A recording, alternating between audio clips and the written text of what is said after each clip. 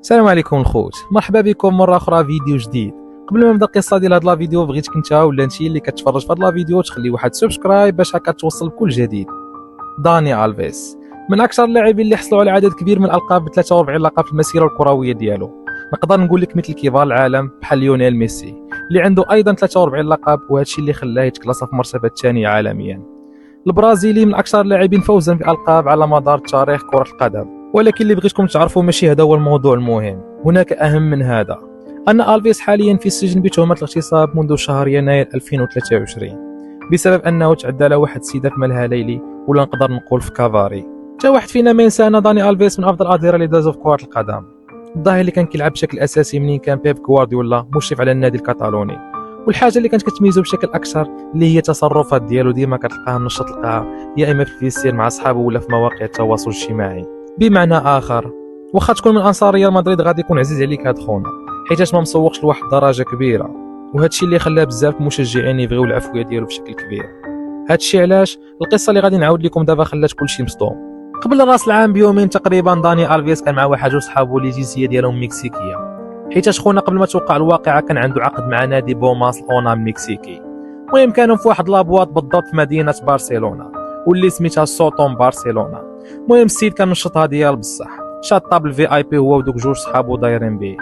داني ألفيس كانت معاه واحد ختنا اللي قلبت له حياته راسا على عقب بعد ما كان في حاله السكر تحرش بها في احد المراحل ديال ديك لابواط.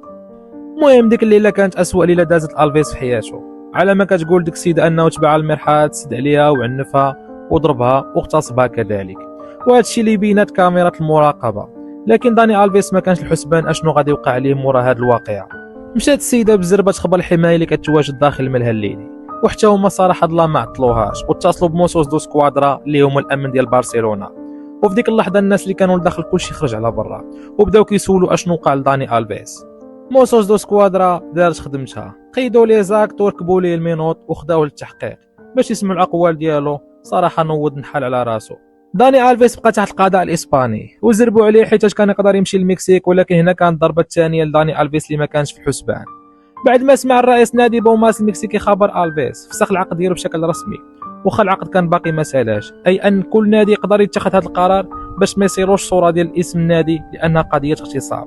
بعد صمدم حوالي 40 اسبوع لألفيس خرج بواحد المنشور في انستغرام فارغ وعلق عليه بواحد الرساله للابنه ديالو كيقول فيه: بغض النظر عن المكان الذي اتواجد فيه ساظل دائما معك.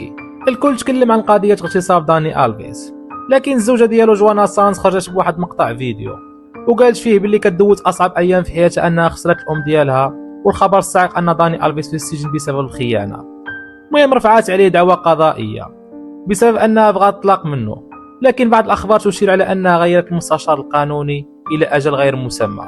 اما فيما يخص زوجته السابقه سانتانا، قالت لهم ما بقات كتربطني به حتى شي علاقه، هو بالنسبه لي رجل ميت.